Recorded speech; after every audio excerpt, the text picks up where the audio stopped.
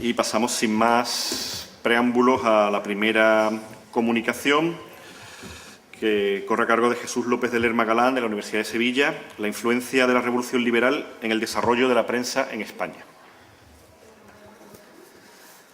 Hola, muy buenos días. Ante todo, quiero agradecer la invitación a este quinto Congreso Internacional Doceañista, a los organizadores y muy especialmente a los colaboradores que han estado aquí en la Universidad de Cádiz poniendo en pie este congreso.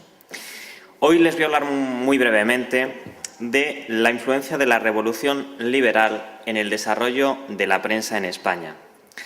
Para empezar, simplemente decirle que la lucha por la libertad va a definir a la generación española de 1808, que se va a enfrentar, sin dudarlo, contra la ocupación extranjera y el despotismo.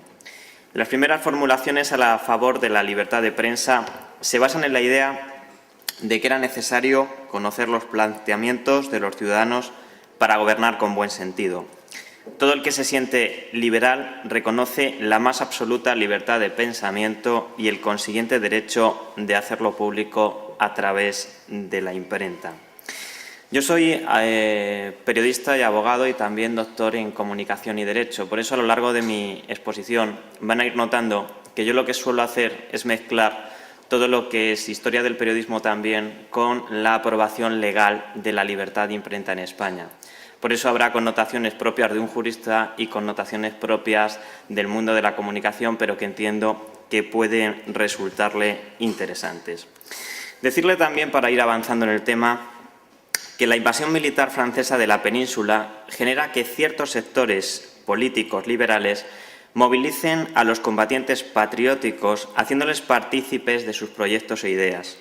El liberalismo va a utilizar la movilización social para reivindicar derechos como la libertad de prensa y crear un ideal que acabará con el modelo napoleónico. Esto generará un cambio en el modo de concebir el papel de los medios de comunicación social, tanto por parte francesa, cuyo primer proyecto para España es la Carta otorgada de Bayona, como por los españoles, que introducirán sus reformas en la prensa a través del Decreto sobre Libertad Política de Imprenta de 1810 y, algo muy importante, la Constitución de 1812. La comparación de la situación creada en España por el alzamiento de 1808 con la de Francia ocurrida años anteriores arroja resultados importantes que nos hacen comprender cómo cada proceso revolucionario tuvo señas de identificación propias que lo caracterizaron. La Revolución Francesa se produce a través de una serie de etapas que la van haciendo escalar en estratos sociales cada vez más profundos. Se inicia en los Estados Generales como consecuencia de la movilización de los nobles contra la monarquía. Pronto desplaza a su eje al tercer estado, el estamento burgués, y se ve acelerada por los movimientos campesinos del bajo pueblo parisiense. En España, por el contrario, será el pueblo el primero que reacciona, generando una situación de hecho de la que surge una soberanía práctica que obliga a la corona a ceder su estructura de poder en una serie de nuevos órganos, las juntas provinciales, que se encargarán de la dirección política. Al conjunto de los españoles, la dinastía extranjera les era odiosa y el nombre de francés era para muchos símbolo de revolución, de irreligión y de impiedad. Los documentos de la Guerra de la Independencia respiran la misma atmósfera de odio al extranjero y exaltación de lo español. Lo mismo las proclamas que los sermones, los periódicos que los discursos. Y un buen ejercicio para comprender todo lo que les estoy comentando pues es analizar esas fuentes originales, remitirnos a esos periódicos y a esos discursos de la época donde podrán contrastar toda la información que les estoy ofreciendo. Decirles también que el levantamiento popular de 1808 establece casi de hecho inmediatamente una libertad de imprenta que tiene como consecuencia una proliferación extraordinaria de periódicos y folletos que suponen el reconocimiento del principio revolucionario fundamental. El pueblo actúa ahora como soberano y es a él a quien le dirigen los innumerables escritos que tratan de ilustrarle, adoctrinarle y prevenirle. Aparece en la opinión pública un factor nuevo que sirve para dirigir y encauzar a la prensa y que va a adquirir su configuración y peso decisivo en el juego político. Actualmente sigue abierto el debate historiográfico en torno a la significación de los acontecimientos de mayo de 1808. Ahora bien, tienen que tener ustedes en cuenta que frente a la acción del pueblo hay que destacar que pervive un concepto de libertad política y social actualmente en la revolución que es algo más que una hipótesis. O sea, no es posible atribuir a la acción popular un sustrato doctrinal tan elaborado como era el contenido en esas tempranas proclamas y manifiestos. Es por ello que tenemos que hablar de un sustrato intelectual y político que los liberales están desarrollando y que será donde surgen los primeros movimientos a favor de la libertad de prensa, un concepto teórico y jurídico que se irá introduciendo poco a poco en la sociedad. Como principal arma frente a la dominación extranjera y cualquier régimen arbitrario, surgen publicaciones que empezarán a desarrollar un nuevo frente de lucha ideológica. Destaca el periódico El Semanario Patriótico, una publicación que inició su andadura el 1 de septiembre de 1808 y desarrolló el concepto de opinión pública. Su director fue Manuel José Quintana, madrileño, nacido en 1772, académico de la lengua y profesor de la reina Isabel. La figura de Quintana es de gran relevancia en la lucha por la libertad, en la historia del periodismo y en la búsqueda de un nuevo sistema que luchase contra la arbitrariedad y la tiranía. Desde el inicio de la invasión francesa mostró su postura combativa para, según sus propias palabras, corregir los males políticos de España. Quintana es uno de los hombres implicados en el mundo político y periodístico que decide tomar parte activa en el conflicto.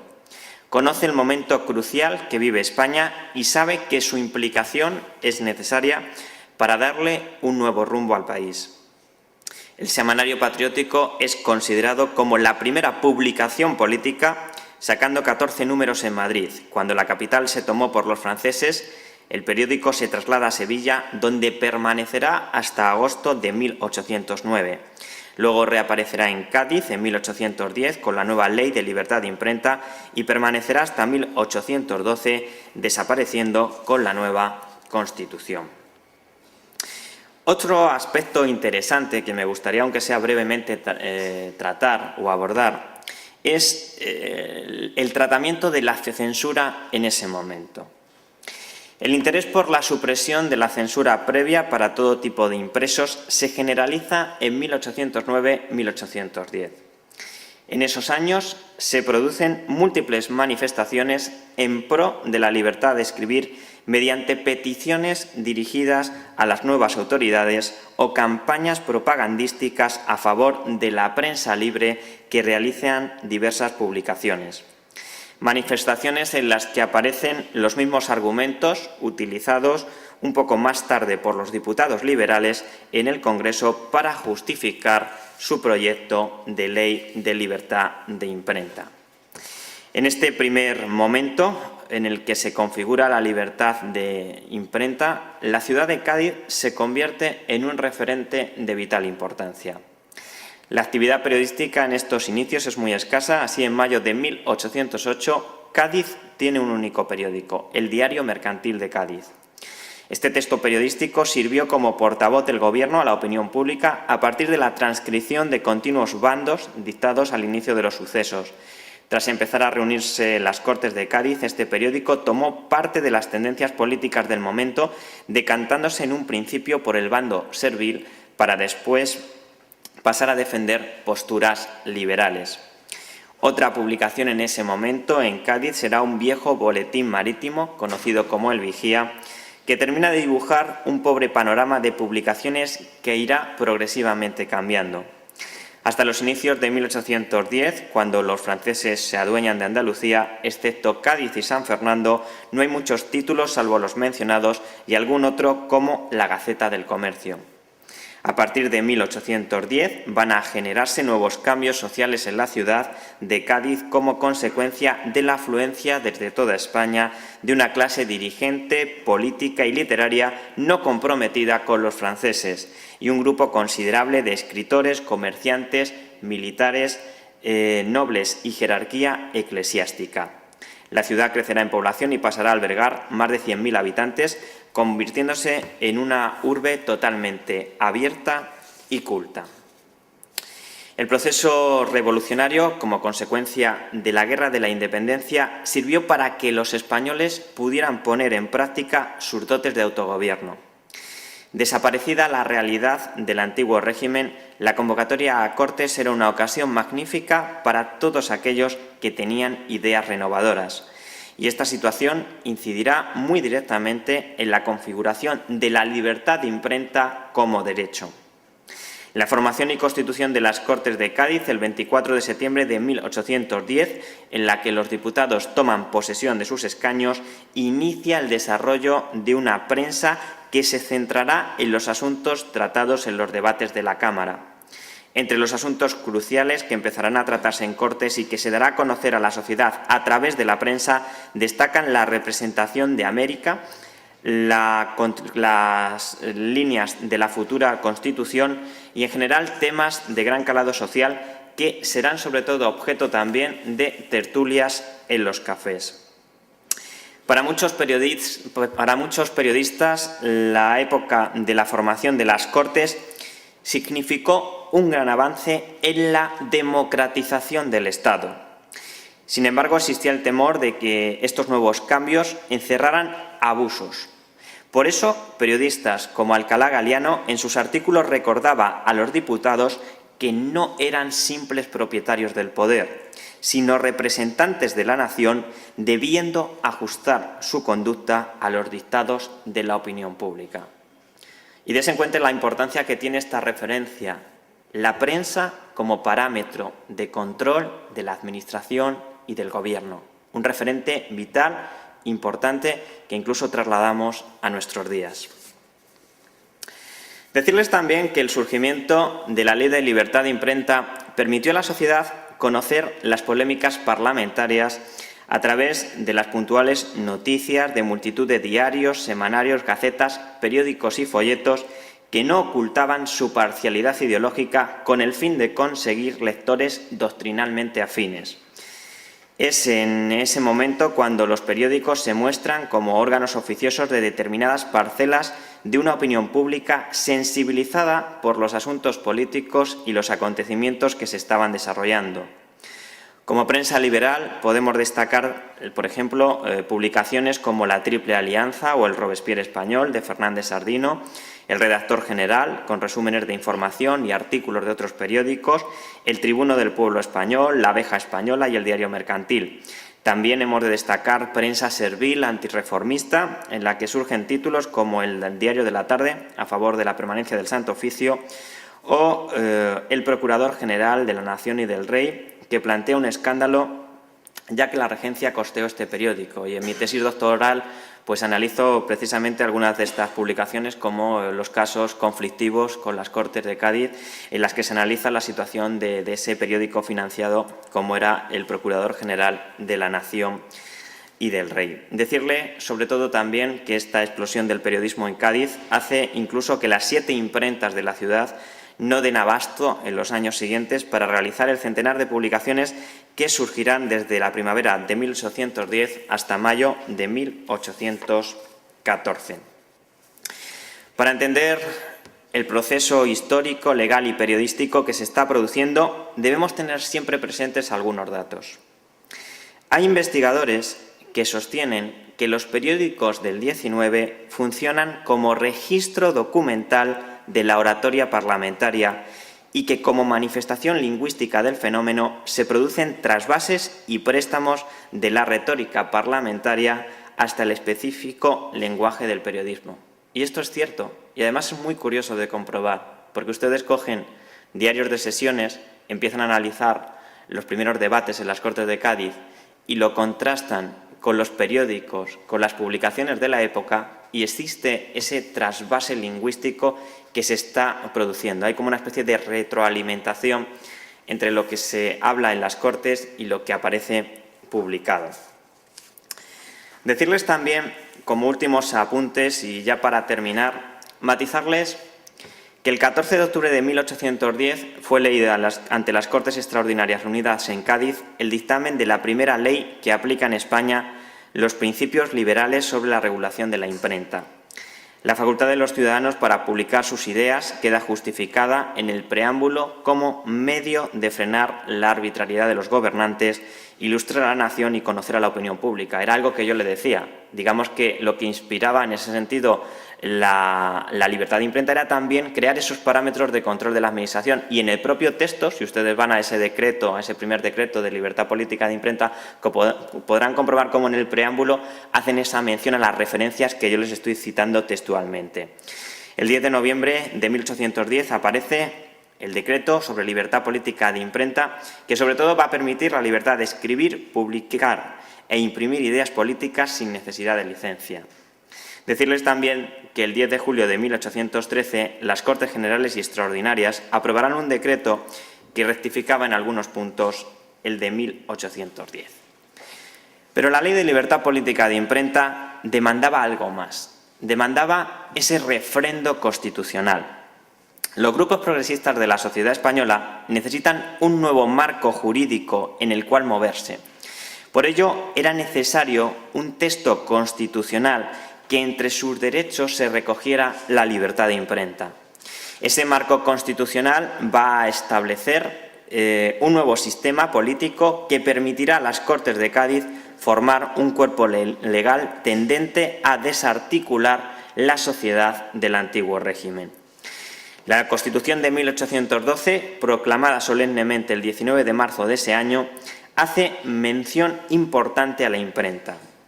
En la Constitución, el artículo 371 establece que todos los españoles tienen la libertad de escribir, imprimir y publicar sus ideas políticas sin necesidad de licencia, revisión o aprobación alguna. Y el artículo 131 destaca entre las facultades de las Cortes proteger la libertad de imprenta. La libertad de prensa aparece unida a la de expresión en el título rubricado de la instrucción pública, dejando patente la idea de que la información debe servir a un determinado espíritu constitucional orientado por el poder. Estos artículos, desde el punto de vista legal, significan el alcance de los medios de comunicación españoles a una libertad política acorde con un espíritu vanguardista que las generaciones futuras levantarán como bandera y recordarán como edad dorada de la libertad de prensa en España. Estas referencias significan para España escapar de una política de control impuesta por los poderes fácticos y eclesiásticos y motivan el surgimiento de un nuevo germen que haga un planteamiento más abierto y que promueva el avance en el desarrollo periodístico. Lo más relevante del periodo 1808-1813 es que, a pesar de las muchas irregularidades en las que incurrieron por parte de los órganos políticos, dicho periodo sirvió para reconocer la libertad de imprenta como derecho y como uno de los valores más relevantes del ser humano. Pero lo que quiero que recuerden como resumen de mi exposición es básicamente que ese reconocimiento de libertad de imprenta significa un gran avance en el mundo de la comunicación. Y es un gran avance fundamentalmente porque se pusieron los cimientos legales sobre los que se ha consolidado el derecho a la información tan necesario e importante en nuestra sociedad actual. Espero que les haya podido resultar interesante la charla que les he ofrecido. Muchas gracias por su atención.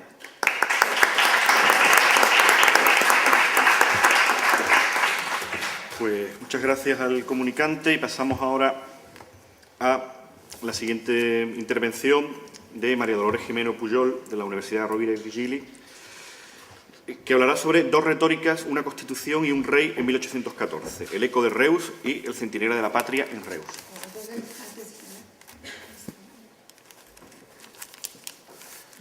Sí, antes de empezar tenemos que hacer unos ajustes técnicos porque mi análisis lo baso en unas citas textuales que se proyectarán en la pantalla, que confío sean suficientemente visibles. Un momento. Sí.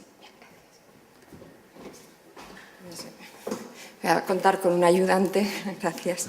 Bueno, en primer lugar, doy las gracias a la Universidad de Cádiz, al director de este congreso, el doctor Alberto Ramos, por la excelente organización, al moderador de esta mesa, el doctor Fernando Durán, y al Grupo de Estudios del Siglo XVIII por esa tarea tan vigorosa, tan rigurosa y consolidada en el estudio de lo que es la Ilustración y su herencia, que en eso estamos. Yo en mi análisis, como dice el título de la ponencia, de la comunicación, hablaré de dos periódicos que surgieron en Reus en 1814, coincidiendo con la entrada en la ciudad de Fernando VII, que volvía del exilio, y haré una alusión a un tercero publicado unos meses antes.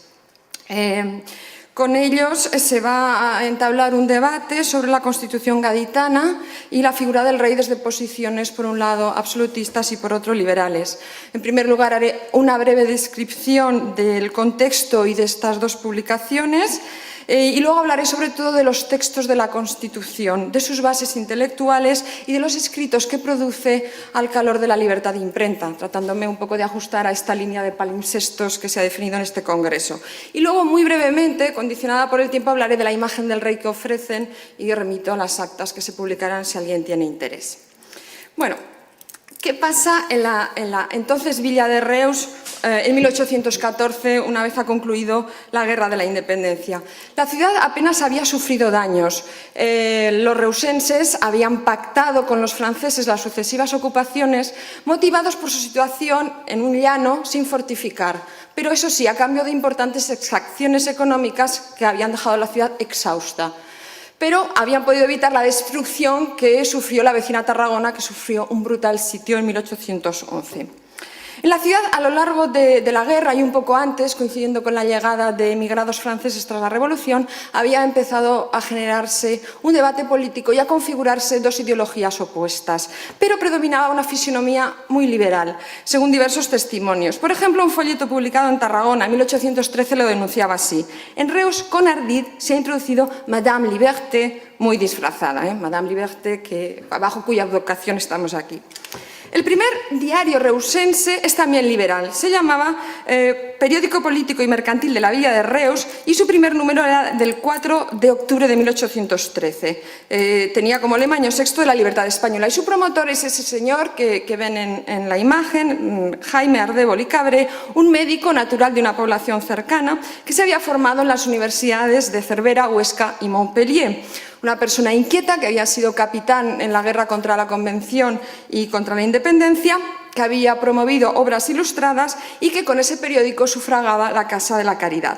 Era un constitucionalista convencido y se queja en el primer número del Periódico Político y Mercantil de la insuficiente implantación de la Constitución con las siguientes palabras: cuando se nos llama ciudadanos libres es cuando más lejos estamos de la libertad. ¿Qué acaso los catalanes no somos españoles?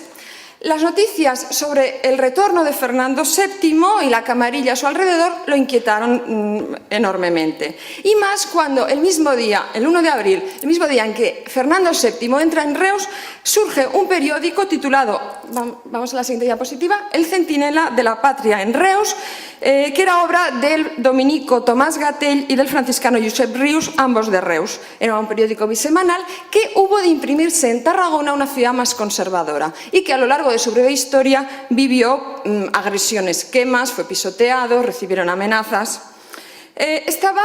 Su lema se acogía al rey de España y hablaba de su cautiverio y libertad consoladora. Entonces la ofensiva de los frailes preocupa al médico Ardévol y decide redoblar sus esfuerzos con una segunda publicación, vamos por favor, que se titulaba El Eco de Reus, también bisemanal, y que, como su lema quizás se ve menos, como su lema indica, se dedicaba a la defensa constitucional. Los lemas de cada publicación contienen su marbete ideológico: la Constitución del Eco, el rey del Centinela de la Patria. Sus nombres también son una definición y esta definición viene completada por los prospectos que preceden a las publicaciones. Por ejemplo, el Centinela de la Patria, que es un nombre que hemos repetido con variantes en distintas publicaciones absolutistas, muestra una actitud doble de advertencia y vigilancia. Y, por ejemplo, en su prospecto dice rechazar la libertad y la igualdad. Cito, 2 gritos de ataque fiero contra la sociedad, contra la Constitución, contra el gobierno, contra la religión. Y, sobre todo, critica el abuso de la libertad de imprenta, bajo cuyo abuso se han introducido, cito, doctrinas galicadas, máximas revolucionarias y sistemas impíos que han extraviado a sus compatriotas. ¿Qué va a hacer el Eco de Reus 2 semanas después? Va a retomar este binomio libertad e igualdad del Centinela y dice querer contribuir a la libertad de imprenta, proporcionar a todos los ciudadanos un medio seguro de manifestar sus ideas, publicar sus reflexiones, patentizar sus quejas, ilustrar a la nación.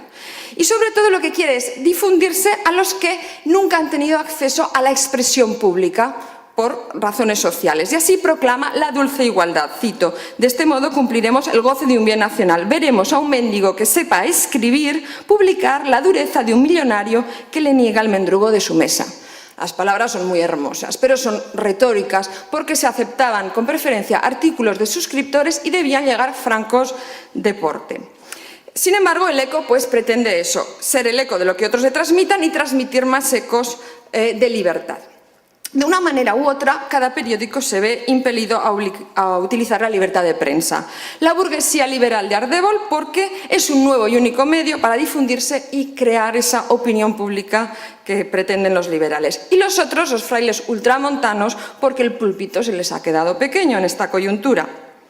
Vamos a ver ahora cómo abordan el debate constitucional y con qué bases. El Centinela de la Patria, en su número del 27 de mayo, cuando ya se conoce en Reus la abolición de la Constitución, abogaba por una Constitución, cito, pero no jacobínica, sino decente y sabia. La ciudad había vivido un fervor constitucional.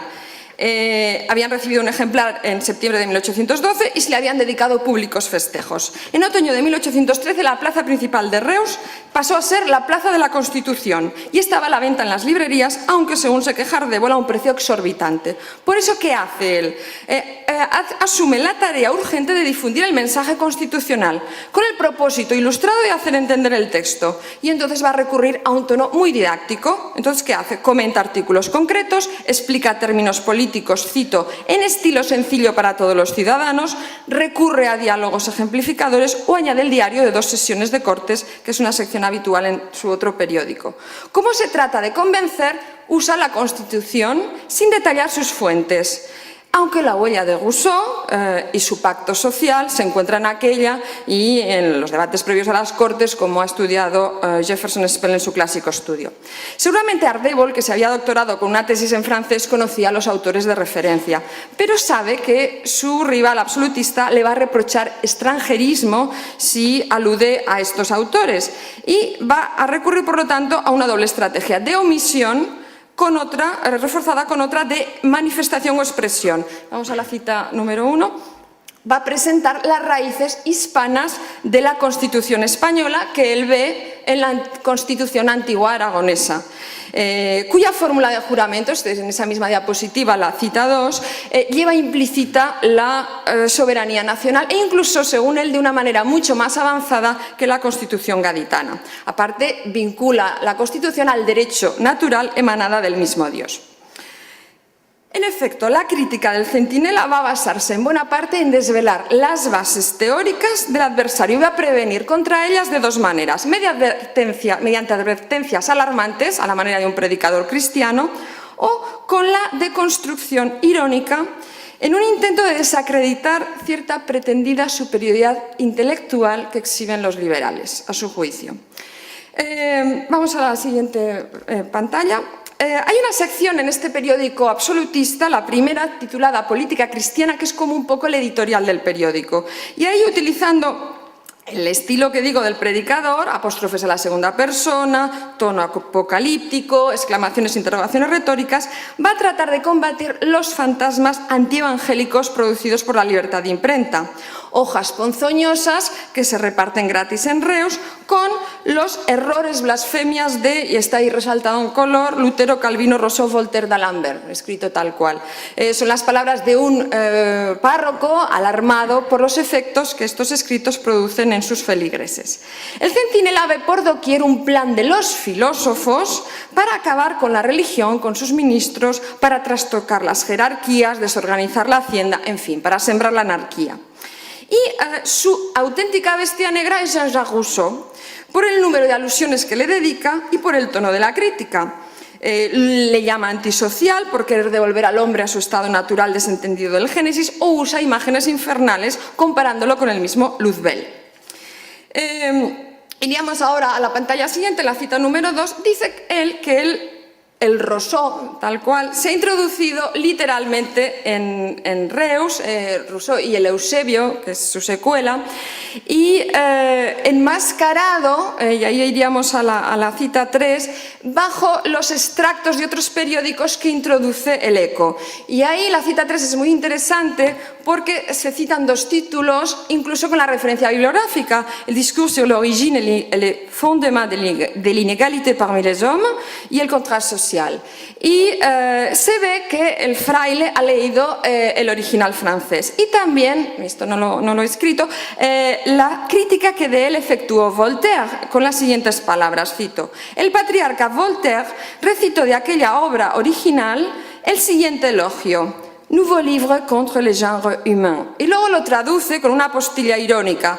Cito: para mis paisanos que en eso de gabachismo somos unos con otros bastante lerdos, gracias a Dios. Entre el clero español, según se ve, se había difundido la obra de los filósofos, a pesar de las censuras y prohibiciones inquisitoriales efectuadas durante el 18 y de que esas lecturas, como ha apuntado el profesor Lafarga, le resultarán innecesarias. Pero a pesar de esta ignorancia idiomática que los frailes ven en los reusenses, en la ciudad se habían leído, entre los jóvenes de clase acomodada, la enciclopedia y el contrato social según distintos testimonios. Tal vez por esto, el clero local emprendió su impugnación y también porque vio sus ecos materializados en las doctrinas liberales constitucionales. Y porque aunque el pueblo no pudiera leer el original francés, estaban al alcance de todos las secuelas, el citado Eusebio de Montaigne, el Bosquejo o el Diccionario Crítico Burlesco de Gallardo. Ahí tendríamos la cita número 4. ¿Qué hace el Centinela para desacreditar a los filósofos franceses? Recurre a otros escritos, el mismo Evangelio, que se glosa o se utiliza en antítesis a los escritos de los filósofos, los escritores franceses prestigiosos, vamos a la cita número 5, los escritores católicos Bossuet y Fenelon, y el inglés Alexander Pope, de quien cita la teoría del bien público como pretexto de la opresión, la ruling passion. Como las doctrinas extranjeras, ese sería el 5, vamos a la 6, que es donde habla de Pope. Como las doctrinas filosóficas extranjeras son condenables, recurre a la autoridad de su procedencia local. Él es uno de ellos, mientras que el Eco y los periódicos de Ardèvol son, cito, el eco falso de donde quiera, pero no de Reus. Esto sería procede de esta sección política cristiana, pero esta sección se refuerza con otra firmada por uno de los colaboradores del Eco, que responde al nombre de Firmin Risueño, que asume la tarea complementaria de hacer el recuento de las fuentes extranjeras utilizadas por los periódicos liberales y cuestionarlas. Cito: así el periódico como el Eco copian servilmente para fascinar al pueblo, pintándoles como opinión pública lo que solo lo es de un puñado de sans-culottes furiosos. La estrategia de Firmin Risueño es desmontar la retórica liberal utilizando sus mismos términos, copian servilmente, y al mismo tiempo va a referir las lecturas prestigiosas de su amigo el Centinela. Vamos a la siguiente pantalla. Y aquí, en distinto color, estarían los autores de enjundia del político cristiano, Saavedra Fajardo, Feijóo y los papas reputados, y frente a ellos la erudición a la violeta de los liberales, que solo se han leído 4 libritos de faldriquera. Estarían ahí destacados el ilustradísimo Maquiavelo, los más ilustrados Montesquieu y Rousseau, con toda la ironía del mundo, y el célebre inglés Bacon de Berulamio. A estos autores se les añade alguno más: Locke, que según él es el Santo Tomás de los volterianos, responsable de una sociedad en la que el rey es innecesario. Y vamos a la pantalla siguiente, la cita número 8. los autores representativos de la Francia revolucionaria, que, apadrinados por los que, galicados en todas las opiniones, quisieran galicar a todo el reino, y son Rousseau, Mirabeau, Voltaire, Condorcet, Napoleón, y a ellos estaría en la cita 9, les añade unos cuantos más, Marat, Robespierre y tanta turba de empleados sin religión, sin Dios, sin vergüenza. Por la influencia de todos los escritores extranjeros, abusando de la libertad de imprenta, los liberales han ido produciendo escritos ponzoñosos, escritos españoles, reprobados por la Iglesia, con los que pretende generar miedo. Ahí tendríamos la cita siguiente, la número 10, por favor, y esta es ya la última. Gracias, Miguel Ángel. Estaría el célebre autor de la Triple Alianza, el impudente Gallardo, el hinchado y fastuoso Quintana, el impío e insultante Bosquejo y tanta turba de folleteros, seguidores del Pacto Social, el Emilio, la Enciclopedia, etc. Esta campaña de reprobación o ataque la completa con la propuesta de otras lecturas que se venden en su imprenta, la imprenta de Miguel Puigrubí en Tarragona, donde en 1808 había aparecido una de las ediciones del Centinela contra franceses de Capmany y en 1809 su segunda parte. Entre estos escritos que propone hay traducciones de textos franceses, La voz de la naturaleza sobre el origen de los gobiernos de Jean-Baptiste Torel y las memorias del abate Barruel que citaba el profesor Lafarga anteriormente para servir a la historia del jacobinismo. También se vende en esa imprenta el beligerante periódico absolutista El Procurador General de la Nación y del Rey. El fruto de todas estas teorías extranjeras, ¿qué es para el Centinela? La Constitución, una, cito, ninfa francesa, a la que los liberales sacralizaron de forma herética, pues la llamaron sagrada. Y cito, libro santo, libro divino, libro inmortal, que según él es el nuevo trisagio de los liberales. Y la consideraron arma infalible cuando para él era germen de anarquía. En todo caso, la posición constitucional de los frailes fue variando a medida que se sucedían los acontecimientos, navegando hábilmente entre dos aguas. Cuando el periódico estaba aún vigente, el Centinela se quejó de que los periódicos de Ardèvol se imprimieran en una imprenta que se rebautizó como imprenta de los amigos de la Constitución, monopolizándola. Luego, cuando aparecen artículos sobre la tardanza de Fernando, un artículo que inserta el periódico Político y Mercantil procedente del redactor general de España, pues ya empieza a cuestionar la Constitución, que según él no ha mejorado el califato de Godoy, e incluso prevé que el rey no la llegue a jurar, y si no la jura, pues podemos, dice, ser libres y felices. Además, trata de demostrar el Centinela el escaso fervor popular con que ha sido acogida el día de la visita real a Reus. Dice, ni es tampoco verdad que se gritase viva la Constitución. Solo en algún lienzo se leyó esta expresión, pero de viva voz no sé yo otro grito que el de viva Fernando VII. Y luego dice, solo una vez tengo entendido que se dio el viva la Constitución y no tuvo séquito. Una vez derogada la Carta Magna, lo que hace el Centinela es referir testimonios de ataques a la Constitución, quemas del texto, entierros de la Constitución, litotricias de las lápidas conmemorativas, pero todos son testimonios procedentes de fuera, ninguno de Reus. De manera inversa, el periódico Constitucional va a contar episodios de respaldo. A la vez que este debate, que este rastreo y ataque de fuentes, se va transmitiendo una imagen del rey. Fernando VII llegó a Reus el día 1 de abril a las 4:30 de la tarde, procedente de Tarragona, a cuyas heroicas ruinas apenas les había dedicado unas horas aquella mañana. Se quedó en la ciudad hasta el día 3, en que partió a Poblet y de allí a Lérida, variando el itinerario que le había propuesto la regencia. Fue recibido, como cabe esperar, con todo el fervor popular, tanto por los reusenses de un bando como por los de otro. Era un rey que procedía del exilio y significaba el fin de la guerra y de la ocupación. Los dos periódicos ofrecen descripciones y una cosa en común es que se señala que fue recibido por cortejos de jóvenes que lo escoltaron vestidos a la antigua española. Ayer se hablaba de este cambio en la vestimenta. Pero la imagen que luego los periódicos ofrecen del monarca es diferente. El eco liberal matiza bastante esta imagen del rey, tratando de unir el mito del inocente al rey constitucional, como ha estudiado el profesor Laparra, ese rey que recibe su soberanía del pueblo, que además la ha ganado con su sangre en la guerra.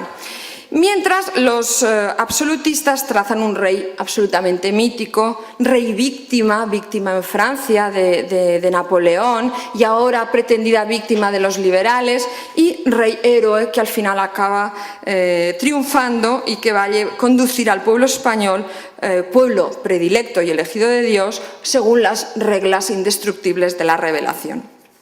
Bueno, omito esta parte ya para acabar. Hay una serie de imágenes familiares del rey como padre que utilizan los dos periódicos, aunque un poco diferente. Se habla del modelo de Francia o antimodelo, según se mire, y el modelo de Inglaterra que está presente para los liberales, un país, según dice el periódico liberal, en que el pueblo es generalmente ilustrado, el único. Bueno, acabaré un poco con el final de la historia, que sucedió de la siguiente manera. El 13 de mayo cesa el Ayuntamiento Constitucional de Reus, se derriba la lápida de la Constitución que estaba en su fachada y poco después cerraron los diarios de Ardèvol. El sábado 21 aparece un número extraordinario del Centinela con la noticia de que ha sido detenida la regencia en Madrid y da la lista de todos los detenidos. Y dice lo siguiente: ya se acabó el despotismo que encerraba la Constitución. En el número ordinario del martes 24 publica el Real Decreto del 4 de mayo aboliendo la Constitución y hace una reflexión para los reusenses: nada se os dé por la Constitución, ved quienes la celebran y quienes la reprueban, y eso os dirá su mérito. ¿Qué os ha dado hasta ahora la Constitución? Nada os daría en adelante si no fuese desazones, disturbios y guerras civiles. El último número del Centinela sale el 6 de junio con el título de El Centinela en retirada. En él, los frailes dan por acabada su misión, alegres por el fin de la impiedad y la persecución cristiana y el triunfo de los patriotas, es decir, los cristianos frente a los filósofos. Ardèvol había desaparecido antes sin opción a despedirse, su último número fue el 14 de mayo, acabó en la prisión de Tarragona durante un poco más de un año, gracias a que los sectores influyentes de Reus consiguieron revocar su condena. Continuó con iniciativas ilustradas, llegó a construir una máquina de vapor, fue autor de escritos económicos, ocupó cargos durante el trienio liberal y luego vivió el exilio como tantos otros: Gibraltar, Cuba, Estados Unidos, Portugal, Francia, y luego pudo volver a España tras la muerte de Fernando VII para morir en Barcelona en 1835. En su nicho se lee: trabajó siempre por la libertad y la ilustración de la patria. Hemos visto, con este análisis he pretendido demostrar que la sociedad reusense no permaneció indiferente en la coyuntura del cambio de régimen y que ofreció un apasionado debate público con diferentes tonos, como también hizo la prensa contemporánea madrileña. La Constitución gaditana y la libertad de imprenta eran garantía de felicidad para unos, germen de anarquía para otros, y también era distinto el monarca que deseaban. Al iniciar el siglo solo parecía común la idea de una Cataluña leal a España, aunque estuviera disociada entre el eco sonoro liberal y la visión tradicional del centinela patriótico, y eso sí, preocupados uno y otro por el fantasma de la guerra civil que anidaba en esas ideologías contrapuestas. Gracias.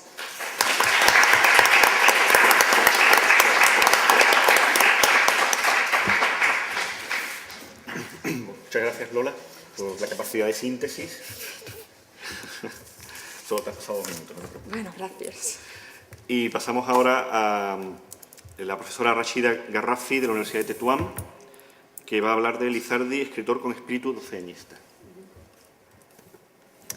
Hola, buenos días. Creo que hoy la cosa va de periódicos. Yo también voy a hablar un poquito, pero de forma breve. Hace muchos años yo leí la obra de Lizardi, de José Fernández de Lizardi, El Periquillo Sarmiento, hace de esto ya unos 20 años. Y cuando me propusieron la comunicación, que por cierto agradezco a la organización del Congreso, la aceptación de esta comunicación, como también agradezco al profesor Durán, moderador de la mesa, y a todos ustedes, por supuesto, por asistir. Fernández de Lizardi, ya en su primera lectura me atrajo esa idea que impregna su obra tanto de libertad, de pensamiento de independencia, Y por supuesto, cuando me propusieron estos temas, yo pensé en él y precisamente en ese espíritu doceanista que tanto se despega de su obra. Bien, José Joaquín Fernández de Lizardi es un mexicano, para los que no lo conozcan, que supongo que son pocos. Nació en 1776 y muere en 1872. Era un criollo novohispano que, si bien escribía poesía, teatro, era más bien conocido por sus periódicos. De hecho, él fundó un periódico que se llama El Pensador Mexicano, que nace precisamente cuando nace la Pepa, es decir, en 1812, curiosamente. Y también tiene otros periódicos que cito a continuación, como La Alacena de Frioleras, Cajoncitos de la Alacena, La Sombra de Heráclito y Demócrito.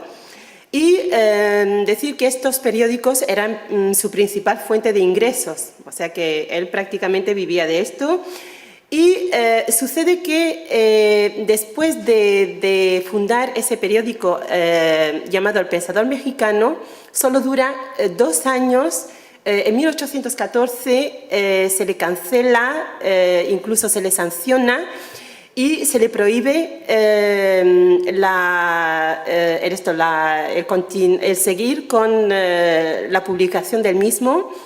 Y esto coincide con precisamente el regreso de Fernando VII a España y de la restauración de ese absolutismo y de esa férrea, digamos, situación que conoce España en ese momento de, digamos, una situación controvertida para muchos, pero que incide sobre muchos.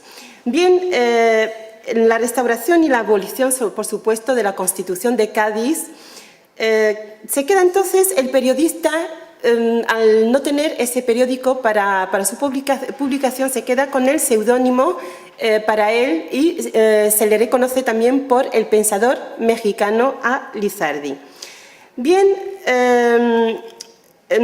en estos periódicos, ¿qué es lo que trataba Lizardi? Pues discutía de problemas tanto políticos como sociales, como económicos, y para ello pues utilizaba una serie de registros discursivos, tanto, digamos, populares como cultos, dependiendo, porque tenía una gran diversidad de lectorado. De hecho, toda su producción novelística, la primera por lo menos, se vendía por las calles gracias a los voceros que las vendían como artículos sueltos. Entonces estaba dedicada a un amplio lectorado de diversa procedencia, por supuesto. Entonces utilizaba este registro discursivo. ¿Qué es lo que utilizaba? Pues también recurría al diálogo, a la fábula y a todo ese mundo de ficción literaria. Bien, no solamente se le reconocía por sus ideas políticas, sino también por su novelística. Y lo que nos interesa en este momento es precisamente el Periquillo Sarmiento, novela que se dice, aunque ha planteado mucha polémica, que pertenece al género picaresco, pero eso no viene a cuento ahora. Y es una obra en realidad revolucionaria en su conjunto y se la reconoce como la primera novela mexicana en el continente hispanoamericano. Bueno, es una novela que engloba, digamos, el tema de la libertad, el tema de la independencia y relacionándola un poquito con la Constitución y el despotismo que había en España con el rey Fernando VII, Lizardi decía que la libertad y la independencia del ser humano era algo que no se debía de arrebatar a nadie y mucho menos a sus congéneres, los españoles, en aquel momento.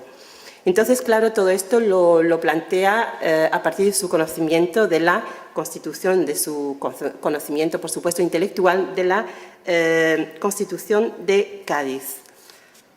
Bien, volvemos un poquito a los aspectos históricos de la época. Cuando vuelve Fernando VII a España y restaura ese absolutismo y con él conlleva esa abolición de la Constitución de Cádiz, todo movimiento liberal que surgía o que podía surgir era brutalmente sofocado. Entonces, en ese sentido, claro, Lizardi podía, ya que sino que él se consideraba como español, ya que la Constitución así lo requería, y citaré dentro de un momento el pasaje. Como él no puede decir las cosas de forma explícita, pues recurre a una técnica para transmitir sus ideas respecto a lo que él entendía por el tema del patriotismo o el tema de la independencia. Bien, él usó un recurso estilístico que es que el padre del Periquillo Sarmiento le escribía una carta, pero esta póstuma, de tal forma que el padre, una vez muerto, no se le podía requerir nada. Claro, está muerto, fallecido, por lo tanto todo lo que dijera se lo lleva con él y no es susceptible de ser perseguido por la ley. Bien, entonces el padre del Periquillo le da un consejo a su hijo, como esto es usual en las supuestas novelas de género picaresco, y le dice lo siguiente, y cito: que sea fiel a su patria y que respete las autoridades establecidas. Bien, que respete, que sea fiel a su patria. Claro, oficialmente en ese momento se piensa que España es su patria, pero para los mexicanos la patria es el lugar donde han nacido y donde se han criado. Por lo tanto, se está refiriendo a México. Es una forma velada de hablar de la patria. Y cuando le dice que respete las autoridades establecidas, aquí sí que se refiere a España, puesto que las autoridades establecidas son aquellas que se han impuesto a México mediante los peninsulares, es decir, desde el punto de vista judicial, legislativo, etc.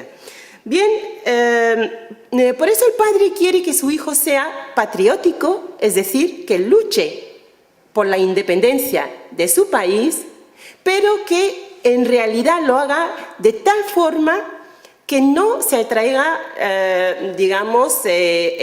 las sospechas de las autoridades españolas y con ello pues ser encarcelado e incluso poder ser asesinado. Por lo tanto, es un arma de doble filo el consejo que le da y el que utiliza Lizardi para reivindicar un poquito la patria mexicana. ¿Por qué? ¿Por qué le teme tanto? En un artículo, en el artículo de la Constitución, el artículo 18, dice lo siguiente: son ciudadanos aquellos españoles que por ambas líneas traen su origen de los dominios españoles de ambos hemisferios y están avecindados en cualquier pueblo de los mismos dominios. Bien, esta era la sensación de muchos españoles americanos que estaban en México, es decir, que en parte ellos se sentían realmente españoles. Y así lo afirma en las Cortes de Cádiz un diputado por Tlaxcala, a ver si lo digo correctamente, repito, en las Cortes de Cádiz afirma él mismo lo siguiente: que los españoles americanos, por ser hijos de europeos, habían mamado al nacer el amor a la península y desde niños se tenían por hijos de ella y no solo eran españoles, sino que además se gloriaban de serlo. Por lo tanto, en este caso, Periquillo Sarmiento era un español más susceptible de ser perseguido también por la ley como un español que se rebela contra su propia supuesta patria. Y eso, claro, tenía que eludirlo de alguna forma y por eso lo hace de forma velada. Por otra parte, Lizardi, siempre con su espíritu doceanista, además de su espíritu conocido como reformador, en el número nuevo del Pensador mexicano, Lizardi escribe una dura sátira contra el virrey español de aquel momento, que no respetaba las directivas de la Constitución de Cádiz. Y este dato, pues, revoca precisamente la libertad de imprenta que constituye, como ha dicho mi compañero de mesa, uno de los artículos de la PEPA, el artículo 131 precisamente, que aludió a él, y que reza así: proteger la libertad política de la imprenta. Por lo tanto, él siempre se basa en ese espíritu de la Constitución de Cádiz para tratar de reformar o de plantear sus ideas. Ivana Frasquet, de la Universitat Jaume I de Castellón, dijo en una intervención precisamente a propósito del doceanismo, y cito: «En la actualidad y para el caso mexicano, siguen produciéndose interpretaciones similares que minusvaloran cuando no obvian la importancia del ideario liberal doceanista en la formación del Estado-nación». O sea que los liberales mexicanos, si han llegado a esa independencia y a esa creación de la República Mexicana, muchos de ellos se han basado precisamente en ese espíritu doceanista de la Constitución de Cádiz. Bien, el tema de la educación, tan propio también de esas novelas de género picaresco y que no podía faltar tampoco, no digo que lo sea, el Periquillo Sarmiento, cuidado, porque esto conlleva mucha polémica, pero como se sirve digamos, de este género en parte como vehículo para transmitir sus ideas o ese espíritu doceanista, pues Lizardi también va a hablar de la educación y que es fundamental para él, y dice que si no se respetan unas pautas esenciales, los jóvenes terminan siendo un peso para la nación. Y cito de sus propias palabras del pasaje del Periquillo Sarmiento: «Así ni más ni menos», habla mucho de la educación y este solamente es una frase, «así ni más ni menos debe ser la educación de los niños desde pequeños antes de que sean troncos». O sea que Lizardi acude a sus conocimientos para instruir a la gente según palabras recogidas, por supuesto, en la Constitución de Cádiz. Y la Constitución de Cádiz tiene muchísimos artículos, desde ya el 367 hasta el 370, que habla del tema de la educación. Por citar uno, pues el 366 dice: «En todos los pueblos de la monarquía se establecerán escuelas de primeras letras en las que se enseñará a los niños a leer, escribir y contar», por lo menos una base educativa para los niños, y hay más artículos que tienen que ver con el tema de la educación. Bien,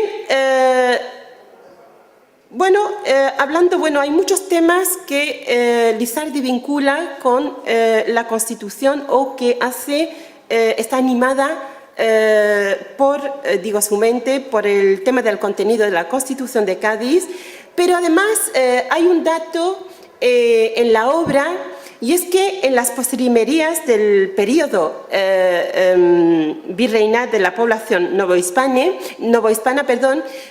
ascendía la población a 6 millones de habitantes, entre las cuales la quinta parte estaba formada por los blancos y la otra parte estaba, dividida entre lo que serían o lo que eran los indios y las distintas o las diversas castas.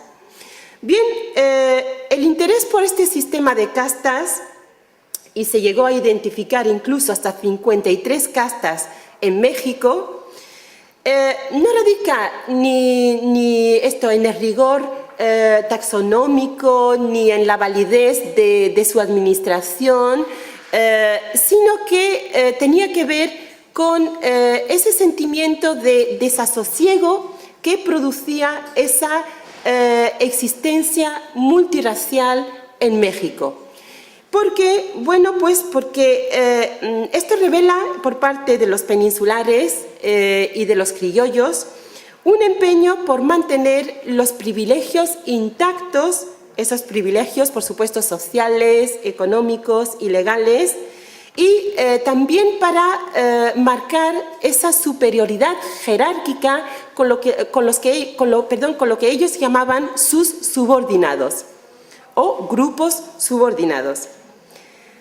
Bien, lo que quería Lizardi en el Periquillo era poner la literatura al servicio de la educación popular al estilo de los ilustrados. Lo que quería también era reformar a la sociedad, pero partiendo primero de una reforma del individuo. Solo así se podía llegar a reformar esa sociedad. Bien, un problema que se da, que llama la atención de Lizardi en el Periquillo Sarmiento, son precisamente esos conflictos de tipo racial. Él en su obra, de hecho, rechaza la esclavitud de los negros y así lo hace constar, y eso le vale, como muchas veces, o es encarcelado por sus ideas, o le cierran el periódico, o lo excomulgan por toda esa actitud de compromiso que tiene consigo mismo y con el pueblo mexicano.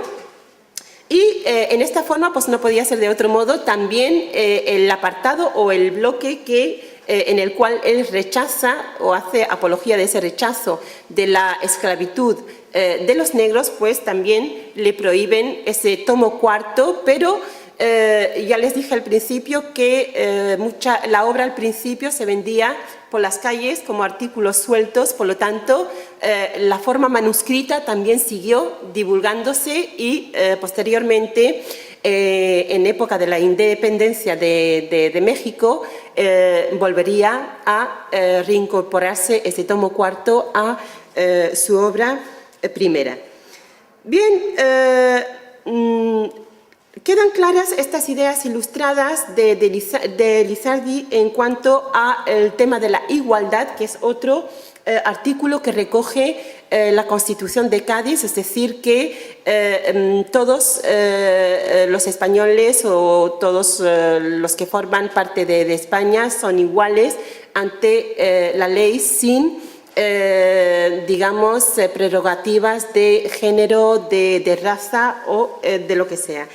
Otro ejemplo que él da, y esto para terminar, es la revuelta, no la revuelta, sino la postura que adopta un grupo de indios en la novela que han sido expoliados, han sido vejados por un delegado o subdelegado y por un cura también, y que ellos al llegar a un estado terrible de miseria, pues deciden actuar, pero no es lo que hace Lizardi no es un llamamiento a las armas, sino un llamamiento a la razón, a la justicia, a las leyes. Entonces, aquí da un ejemplo de cómo se debe de proceder cuando uno quiere apelar a sus derechos como ser humano. Y estos indios que conocían sus derechos, pues lo que emprendieron fue ir a la capital sin decírselo al subdelegado, como que iban por otros objetivos,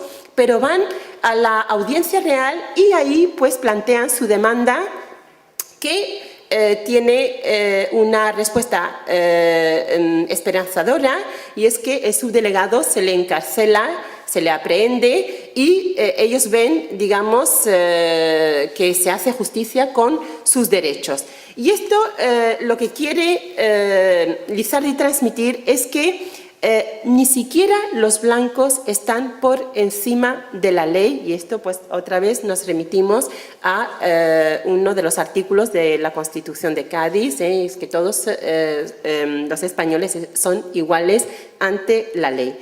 Bueno, a pesar de que el México independiente en realidad no fue la nueva España propuesta por Lizardi, muchas de sus ideas fueron un valioso legado para los liberales que forjaron esa República Mexicana.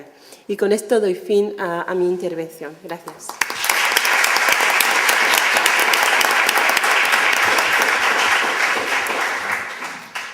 Bueno, y para concluir la parte académica del Congreso, la última intervención corresponde a Miguel Ángel Díaz Dota, de la Universidad de Cádiz, que hablará de la España santa y la pérfida Francia, resistencia ideológica en la poesía de la prensa reaccionaria en la época de las Cortes de Cádiz. Gracias, Fernando. Buenos días a todos. En primer lugar, me gustaría agradecer a todos los que han hecho posible que hoy esté ofreciendo esta comunicación, que va a tratar primordialmente de la prensa reaccionaria en la época de las Cortes, centrando la atención principalmente en la poesía. Mi comunicación, en líneas generales, tratará la ideología reaccionaria brevemente, para luego hacer un acercamiento a los principales periódicos absolutistas del periodo, que son el Diario de la Tarde, el Censor General, el Celador Patriótico y el Procurador General. Resaltaré algunos matices de la poesía de la prensa reaccionaria de la época y, finalmente, podréis ver ejemplos de la resistencia ideológica hacia lo liberal a través de la asociación con lo francés en la prensa tradicionalista, con los ejemplos de las copias que se han repartido. Al igual que los liberales, los reaccionarios encontraron también inspiración en autores extrapeninsulares, a pesar de que España disfrutó de grandes teóricos en la materia, que de por sí contaba con una buena tierra para que estas ideas germinaran con rapidez. Las ideas ilustradas, que contaron con autores españoles como Luzán o Juan de Iriarte, apostaban por un espíritu de renovación y reforma en ámbitos varios, confiando en la razón y dejando atrás las ideas supersticiosas. Aunque la lectura de autores europeos que pudieran trasladar ideas libertarias era limitada por la censura, sus obras eran leídas de forma clandestina en su idioma original e incluso a partir de 1760 fueron traducidos algunos fragmentos y reproducidos en revistas y periódicos. Esta difusión de las nuevas ideas provocaba una gran inquietud en los ámbitos sociales que hasta el momento ejercían el control sobre el poder. Y estos grupos reaccionarán con fuerza ante las innovadoras ideas, alegando que hacían peligrar el espíritu cristiano en España. Con frecuencia, cuando se habla de ideas impías, se habla también de Francia y los teóricos del pensamiento ilustrado, dada la gran difusión que estaba teniendo esta corriente en el país vecino, ¿no? Para los reaccionarios son los filósofos los que están interesados en introducir estas ideas en España con el fin de crear un ambiente subversivo en contra del altar y del trono. Se dará la voz de alarma y se tachará a los filósofos ilustrados de ateos, de intentar difundir una ideología que no hace más que confundir y llevar al error, arrebatando la sagrada fe al individuo y empujándolo a la incredulidad y al ateísmo. Hay que tener en cuenta que pensar en una posible tolerancia religiosa no cabía en la mentalidad de los teorizadores tradicionalistas españoles, ni en la de los reaccionarios europeos. La religión es algo que se tiene muy presente y enfrentar a ella ideas que puedan desvirtuar la fe es impensable para la gran mayoría. Así podemos explicarnos la reacción tan eléctrica de los teorizadores reaccionarios en contra de los que intentaban innovar filosóficamente, atacando las creencias y las supersticiones. Los reaccionarios españoles hicieron gala de su defensa de la tradición española frente a las intrusiones ideológicas foráneas. Y si bien es cierto que contamos con grandes teorizadores tradicionalistas, también existieron inspiradores europeos reaccionarios como el abate Nonot, fray Antonio Balsecchi y Berger. La intención principal de estos autores es la de hacer voz de alarma sobre las intenciones impías y peligrosas de los nuevos filósofos racionalistas. El italiano Luigi Mossi tuvo un éxito bastante considerable en toda Europa con su obra Proyecto de los Incrédulos en 1791. Según esta obra, los filósofos pretendían minar las estructuras de la sociedad establecida, atacar la fe cristiana, instaurando en su lugar el ateísmo y derrumbar, además, la monarquía. Mossi avisaba que todo ello se estaba preparando ya en Francia para iniciar una gran revolución. En los albores de la Revolución Francesa, las influencias europeas sobre los autores españoles fueron determinantes para que Fray Fernando Ceballos, el padre Rodríguez o Fernández de Valcarce difundieran en España la alerta sobre el peligro que constituía la nueva ideología ilustrada y consagrara la figura en el ámbito tradicionalista del filósofo como hombre de pecado, que utiliza al pueblo para conseguir sus fines. El despotismo ilustrado fue la respuesta de la monarquía española al movimiento ilustrado, en su afán de modernización y mejora de la sociedad de su tiempo. Pero las guerras europeas y, sobre todo, la Revolución Francesa hicieron que en España se reaccionase en contra de la Ilustración. Muchos fueron los autores tradicionalistas que pusieron su pluma al servicio del absolutismo y la lucha contra las ideas renovadoras. Los más importantes, por mencionar algunos, son Pérez y López, Juan Pablo Forner, Vila y Camps, Peñalosa y el primer Joaquín Lorenzo Villanueva. Son los autores que plasman la primera fase de la ideología reaccionaria en España, una ideología compleja de analizar y que se puede dividir en tres fases: realismo, tradicionalismo y carlismo. El realismo es el movimiento ideológico reaccionario que se opone al liberal en la época de las Cortes de Cádiz.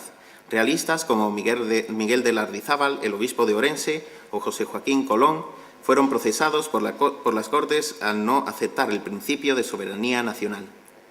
Estos realistas, como lo fueron el padre Vélez y Alvarado, se caracterizan por hacer frente al primer liberalismo doceañista, que abarca desde el desarrollado en las Cortes hasta la muerte de Fernando VII. España es para estos autores la encargada de la defensa universal del catolicismo, y el patriotismo es muy importante para este fin. Principalmente, los autores que he mencionado defienden la religión católica y la fe a toda costa, nombran a Dios como primer y primordial soberano que delega su poder en el monarca, por lo cual ningún cristiano ha de luchar contra el Estado monárquico, y niegan que los filósofos sean apropiados para guiar a las sociedades a un buen fin, sino todo lo contrario. Para los reaccionarios es muy importante otorgar valor a la religión católica, armonizando el principio religioso con el monárquico, ya que en la sociedad del antiguo régimen es el catolicismo el que insufla vida a las instituciones políticas tradicionales. La Revolución moderna, sin embargo, comete el pecado de negar a Dios y elevar al hombre por encima de él. Niega el gobierno de Dios, la existencia del pecado original, la imperfección del ser humano y la necesidad de la existencia de la divinidad. Las ideas políticas modernas están condenadas para los reaccionarios a la anarquía y al despotismo, y es necesaria la intervención tradicionalista para la salvación de la humanidad. El gobierno provisional, en la ausencia del legítimo Fernando VII, buscó mitos retóricos de una constitución anterior, cuyo origen se remonta al fuero juzgo de los godos, con la intención de hacer más fácil la asimilación de la nueva forma política. Los reaccionarios, por su parte, utilizan este mito para demostrar la soberanía del monarca, que ostenta su poder limitado por unas Cortes de carácter estamental, alegando que si estas Cortes han cumplido su función con anterioridad, no tienen por qué cambiarse en ese momento. La libertad para los realistas se basa en la llamada libertad según la ciencia vieja católica, que diviniza la autoridad y santifica la obediencia. Enseña el respeto a la ley y a las tradiciones y su profunda vinculación con el temor de Dios, y a reconocer la sumisión de la libertad a la autoridad, ya que los hombres son libres para respetar la jerarquía social y política. En Cádiz, en la época de las Cortes, se dio una situación especial que hizo de esta ciudad un lugar ideal para la profusión y la propagación de ideas de todo tipo que corrieron a modo de prensa escrita. Como sabemos, hubo una gran variedad de escritos publicados en la ciudad y una prensa periódica que carecía de censura previa gracias al decreto de las Cortes. Esta situación no era del agrado de los tradicionalistas, que rechazaban la libertad de imprenta y no pensaban entrar en ese juego desagradable. Sin embargo, poco a poco, los absolutistas se fueron dando cuenta de que la prensa escrita liberal estaba consiguiendo difundir sus ideas a través de las lecturas públicas, en un acto de transmisión a los iletrados que tradicionalmente había sido asumido por el púlpito. El marqués de Villapanés será uno de los mayores protectores de la prensa realista en Cádiz. El jerezano vendrá a la capital a ser invadido Jerez por los franceses y en Cádiz será de los editores de periódicos absolutistas más famoso junto con Francisco Molle y, por supuesto, también de los más ridiculizados en la prensa liberal. Los absolutistas habían comprendido al fin que debían combatir a los liberales con sus mismas armas, de manera continuada. El celador patriótico será el primer ensayo del marqués de Villapanés en ese sentido, un periódico que servirá de experiencia para, en agosto de 1811, sacar las principales cabeceras absolutistas de su producción, el Diario de la Tarde y el Censor General. Posteriormente, se fundará el Procurador General de la Nación y del Rey. La libertad de imprenta será puesta a prueba con los ataques de los absolutistas hacia los liberales y hacia las Cortes, utilizando la misma libertad que ellos critican, y el conflicto en este último punto será muy patente, ya que los liberales no veían claro que se pudiera usar la libertad de opinión que otorgaba las Cortes para atacar al propio sistema, a las mismas Cortes y a la propia libertad de imprenta. El comienzo en los debates constitucionales en el Congreso es la principal causa de estos nuevos enfrentamientos entre liberales y absolutistas, debido al intento presuroso de los absolutistas de controlar la situación antes de que fuera demasiado tarde. Poco a poco, los redactores reaccionarios comenzarán a mejorar sus letras y sus críticas se harán más molestas para los liberales. El celador patriótico será la primera ofensiva de los tradicionalistas en papel periódico. Si bien, aunque salía impreso periódicamente, era una publicación bastante irregular. El celador salió publicado a lo largo del primer semestre de 1811 y presumiblemente desde octubre del año anterior. Redactado casi únicamente por el marqués de Villapanés, es un periódico en un principio torpe y desordenado. El celador es una cabecera muy confusa y cambiante. El título de la misma cambiará en diversas ocasiones antes de asimilar su nombre definitivo. En su serie más regular, que va de los números 5 a 16, guarda una apariencia muy semejante a los periódicos de la época, y su extensión oscila entre las 4 y las 20 páginas. La mayoría del contenido se dedica a censurar escritos liberales y a las mismas Cortes, de una forma bastante repetitiva, aunque también incluirá algunas secciones de noticias. Justo con el comienzo de las discusiones en el Congreso en torno a la Constitución, se pusieron en marcha en agosto dos cabeceras que actuaban conjuntamente, el Diario de la Tarde y el Censor General. El Diario de la Tarde se encargaba de dar las noticias referentes a lo que ocurría en el Parlamento, con la particularidad de que era el único periódico que ofrecía sus crónicas de Cortes el mismo día en que las sesiones abiertas se daban en el Congreso. Además, ofrecía noticias de guerra, anuncios, artículos comunicados. El Diario de la Tarde es bastante regular en sus publicaciones y su estructura mejora a partir de su segunda época, que comienza el 24 de diciembre de 1811. En rapidez informativa, el Diario de la Tarde no tenía competidor, aunque la abrumadora profusión de datos en ciertas épocas conflictivas hará que se den algunos retrasos en las informaciones de Cortes, aunque subsanada con prontitud. Normalmente el periódico consta de la sección de Cortes, otra de noticias y los anuncios. También suelen aparecer artículos comunicados y cartas a los editores. El Censor General, por su parte, pretenderá presentarse también como un periódico imparcial, no reaccionario ni liberal. En un principio, la publicación salía 2 veces por semana, los miércoles y los sábados, con 16 páginas cada número. Su publicación oscilará entre la periodicidad bisemanal y la diaria, con extensión variable entre las 8 y las 16 páginas. Todos esos cambios se pueden explicar por el intento de hacerse un hueco en el mundo de la prensa, a pesar de que el mismo censor proclama su gran aceptación en el público. La intención del censor es claramente la de influir en la opinión pública, someter al juicio tradicionalista las noticias que se reciben de las Cortes o los temas que se traten en los demás periódicos, guardando cabida a los artículos comunicados. Al fin y al cabo, se pretendía tener una vía de contestación para los ataques y tertulias liberales que se pudieran ver en otros periódicos, llevando a cabo una particular censura de papeles. El Procurador General será la principal cabecera absolutista a partir de octubre de 1812, y si se compara con las anteriores, se nota una mayor madurez periodística. Se trata de una cabecera fundada por Francisco Molle y presumiblemente editores que se separaron del grupo de Villapanés a partir de la segunda época del Diario de la Tarde. El formato es similar al de los demás periódicos de la época y el contenido es muy variado. Podemos encontrar poemas, anécdotas, cuentos, cartas y diálogos. En su etapa gaditana, el periódico nace en 1812 y termina un año después. Es el periódico absolutista más consistente tanto en forma como en contenido.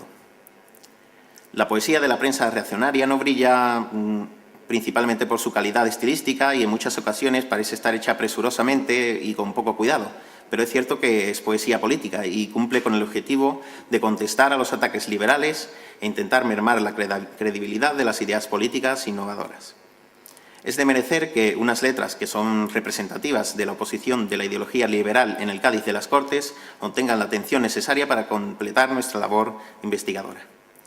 La temática no es especialmente variada. Podemos encontrar poemas satíricos, moralistas, laudatorios, patrióticos y otras manifestaciones. Vemos frecuentemente contestaciones a otras composiciones de periódicos liberales y usualmente se trata de moralizar al pueblo y atacar las nuevas ideas y los hábitos liberales, atacando a los diputados por distintas vías. El celador patriótico, en su desordenada andadura, intenta atacar a los papeles liberales con largos poemas que son en ocasiones bastante aburridos. Acusa frecuentemente a los liberales en las composiciones de centrar sus esfuerzos en la vía equivocada, en lugar de afrontar la lucha contra el invasor y de aprovecharse de la situación grave del país para su propio beneficio. La autoría de los poemas no consta, aunque presumiblemente la gran mayoría de ellos sean de la pluma de Villapanés. El censor general trata en sus poemas de atacar las publicaciones liberales y la labor literaria liberal en general. Defiende las instituciones tradicionales e intenta advertir sobre el camino erróneo que está tomando la política en el Congreso. Las autorías son firmadas con seudónimos de Arroyal, Nones y J.M., aunque normalmente los poemas van sin firmar. En el Diario de la Tarde la mayoría de las firmas también son anónimas, aunque lo cierto es que podemos suponer que los autores son los habituales para los escritos absolutistas. Encontramos algunas firmas del propio Villapanés con sus iniciales. Las temáticas responden a variantes que ya he mencionado, principalmente ataques hacia la forma de pensar de los liberales, defensas de sus ataques, poemas moralizantes y elogios a personajes y ejércitos. Destaca un poema tremendamente largo que se titula Sobre los escritores y doctrinas no conformes a la opinión general del pueblo español, firmado por Villapanés, de unas 256 estrofas, que se extiende del 11 al 15 de junio de 1813 y que toca prácticamente todas las temáticas que preocupaban al marqués en ese momento. Los seudónimos se vuelven más imaginativos en el Procurador General y de la Nación y del Rey, y podemos encontrar algunos como El discípulo del rancio o El español ingenuo, aunque la mayoría son sin firmar o bien tan solo son iniciales. En las temáticas se hace más patente la vía moralizante y es donde se pone de manifiesto, en una mayor medida, la identificación de las ideas liberales con lo francés. La identificación de las ideas liberales con lo francés se puede constatar a lo largo de la poesía de todos los periódicos absolutistas de la época y supone un intento de atacar a los liberales, sus ideas políticas y sociales por medio de la repulsa hacia lo francés que sentía en esos momentos el pueblo español por una razón lógica, ya que eran los invasores. Para los reaccionarios la cosa era clara. Los filósofos franceses estaban expandiendo sus ideas revolucionarias por Europa y había que mantener España lejos de esa contaminación, ya que esas ideas atentaban directamente contra el catolicismo y España debía ser el bastión contra los ateos, por su historia de lucha y defensa del cristianismo. Nosotros, desde una perspectiva de análisis de la época, podemos ver cómo se trata de resaltar en los liberales y sus ideas un afrancesamiento y tiznar este con un sentido más semejante a traidor a la patria en la línea de la ponencia de Ignacio Fernández de Sarasola en la primera sesión de este Congreso. Para terminar, simplemente decir que en las copias repartidas podéis ver ejemplos de este ataque a los liberales por medio de la identificación con lo francés en la poesía reaccionaria. Muchas gracias.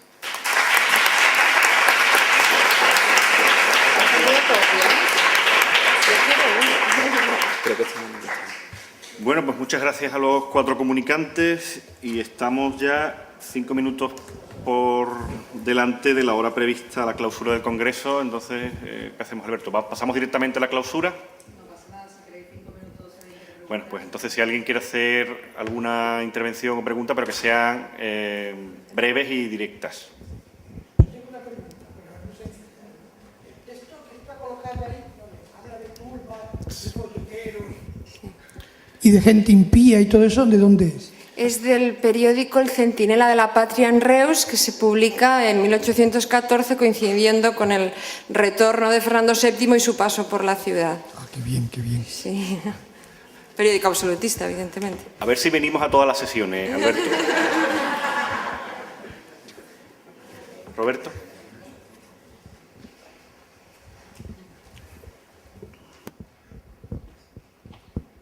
Sobre la ponencia de Rashida. que por cierto, a la hora de en la fecha de la muerte invertiste los números y dijiste 1872 en vez de 1827, que fue cuando murió. Pero, sí.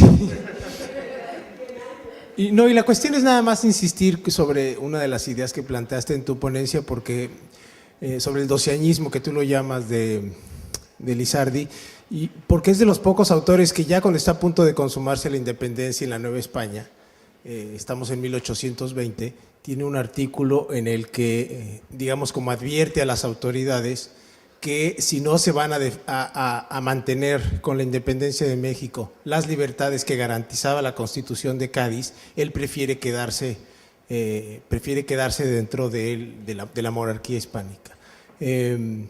Y esta actitud de Lizardi, esto fue un aspecto que creo que no tocaste, pero esta actitud siempre, digamos, combativa, le valió el ser encarcelado por ambos regímenes. Fue encarcelado por las autoridades virreinales cuando la Nueva España era Nueva España, y fue encarcelado por las autoridades mexicanas cuando ya no era la Nueva España y era México. Nada más eso.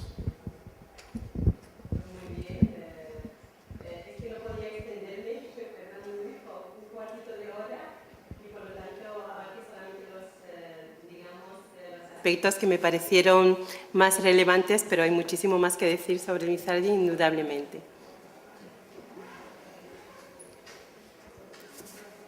Bueno, yo solamente comentaría también de la ponencia de Lola. Esos textos, yo creo que nos da una idea de algo que normalmente cuando estudiamos la época, lo comentaba ayer con Sajid Herrera, cuando estudiamos la prensa de la época se nos pasa a veces por alto que pensamos que son periódicos locales, un periódico de Reus que tendría una tirada de 300 ejemplares, no lo sin sé, mucho, no lo he podido o comprobar. 100, que nos puede parecer que realmente tienen poca importancia o que tienen poco impacto, pero toda la prensa de esta época actúa en red de una manera tan intensa que las ideas más insospechadas aparecen en los lugares más insospechados y llegan a unos públicos muy amplios, ¿no? Y todos esos autores, las polémicas de la Triple Alianza, que es una polémica de principio de 1811, a Quintana que le están criticando el famoso poema de Ay del Alcázar que la refundaron, que es la Oda a la imprenta, por la cual en ese momento le estaban metiendo en la cárcel, pero que los textos que dan origen a toda esa polémica, a toda esa crítica contra ese fragmento de Quintana empiezan en 1811 con Freire de Castrillón, que escribe una censura, una delación a la Inquisición de los poemas de Quintana, y todos los periódicos y todos los folletos absolutistas van repitiendo mecánicamente las mismas acusaciones, los mismos textos, y se van realmente multiplicando hasta configurar un auténtico canon de ideas, ¿no? Y de censuras y de textos que son el pliego de acusación que usan los inquisidores y los jueces políticos en 1814 para procesar a Quintana, por ejemplo. Porque a Quintana le procesan exactamente, se puede ver la lista de las cosas de las que le acusan, que son las mismas que le había acusado en los primeros folletos en 1811, pero que en ese momento se conocía en toda España, ¿no? A fuerza de ese efecto multiplicador, ¿no? Y pues me ha gustado mucho tu intervención. No, es curioso lo que tú dices, y es sorprendente cómo en una ciudad que tenía cierta importancia por su poderosa clase comerciante, el puerto de Salou en aquella época tenía un volumen comercial considerable, pero es curioso cómo reciben textos de periódicos de toda España, porque hay secciones que son extractos pues, del Procurador General, del Redactor General de España, bien, tanto un periódico como otro, y también es que se ofrecen por suscripciones en distintas ciudades. Por ejemplo, el Centinela de la Patria detalla en qué sitio se puede vender. Y el otro periódico al que aludió, el periódico Político y Mercantil, llegó a generar polémicas en otros periódicos españoles. No tengo tan documentado porque me he centrado en este otro análisis, pero ellos recibieron ideas, textos de otros periódicos y al mismo tiempo alimentaron el debate con sus propios textos. Bueno, pues entonces, ¿alguna última palabra? ¿A la 1, a las 2, a las 3? Bueno, pues cerramos el congreso cuando diga don Alberto. Pues cuando diga doña Marieta. Vamos a hacer un pequeño descanso entonces de unos minutos. A ver.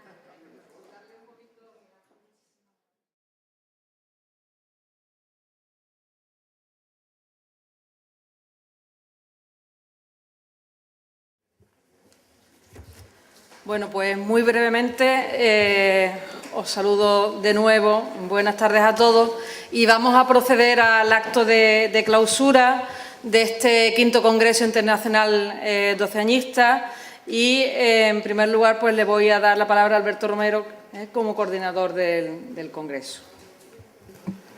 Bien, bueno, ya estamos finalizando. Yo voy a ser muy breve y simplemente voy a agradecer a todos los que habéis participado, a todos los que habéis venido al sur del sur, nunca mejor dicho, porque estos congresos que ya tienen un cierto rodaje y que, bueno, que poco a poco ha habido una mayor aceptación, no solamente dentro del ámbito académico, que siempre han sido convocatorias que han sido muy bien acogidas, sino de cara un poco a que la universidad y este tipo de actividades estrictamente académicas puedan también abrirse a un público mayor, ¿no?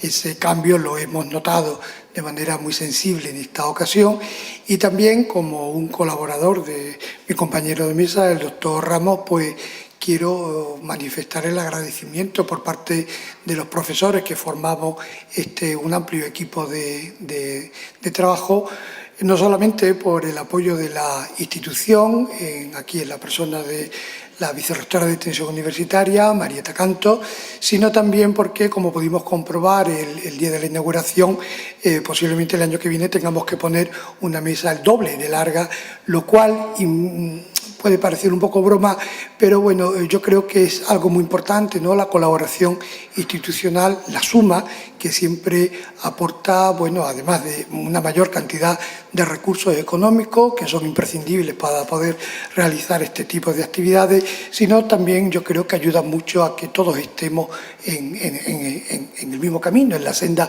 constitucional y que ninguna institución, ningún ponente, ningún participante se convierta en el trasunto de Fernando VII el deseado, que en cuanto pudo, bueno, pues abolió la Constitución y metió en la cárcel a todo el que pudo, ¿no? Yo creo que la inauguración del Congreso, simbólicamente y sin que estuviera previsto, significaba muy bien esa ayuda institucional, esa colaboración y como parte del equipo, pues quiero mostrar públicamente mi agradecimiento, ¿no? Y nada más, muchas gracias a vosotros, porque sin ese público, pues tampoco este congreso tendría mucho sentido. Nada más.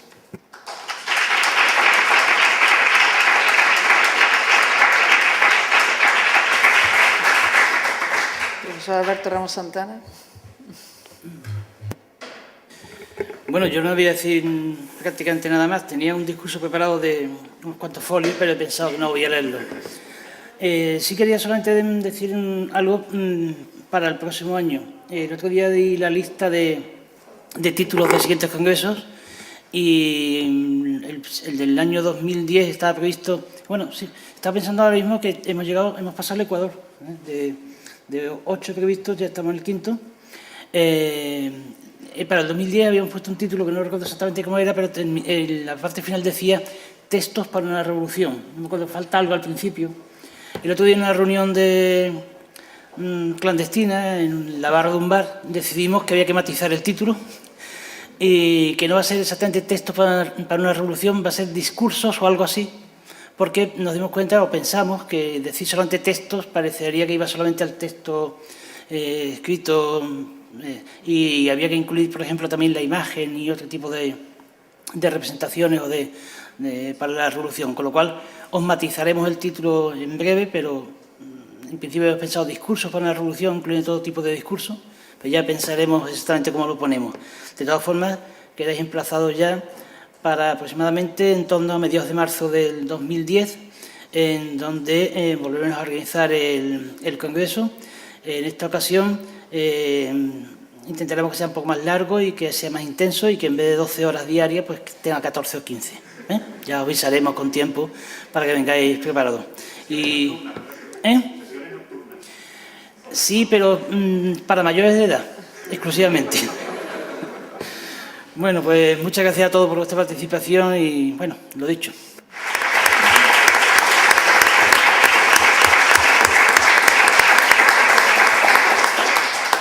Bueno, pues yo solamente quiero subrayar lo que ellos han dicho ya, agradeciéndoles a ellos particularmente todo el esfuerzo que han llevado a cabo y haciendo muy extensivo el agradecimiento y la satisfacción que desde la universidad sentimos porque las convocatorias cada vez están teniendo un más amplio recorrido, un mayor eco y yo creo que porque los debates cada vez pues van siendo más ricos, ¿no? Que hemos conseguido pues que las voces se entrecrucen y que hemos conseguido bueno pues que también esos dos lados del Atlántico estén cada vez más presentes. Así que muchas gracias a todos y... Perdón, me he olvidado deciros que los textos de las ponencias y las comunicaciones, cuanto antes, como muy tarde, el 1 de septiembre. No, vamos a ver.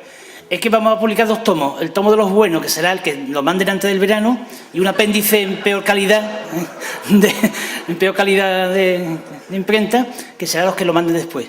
Así que, bueno, ya sabéis cada uno. Bueno, pues queda clausurado este congreso. Muchas gracias a todos.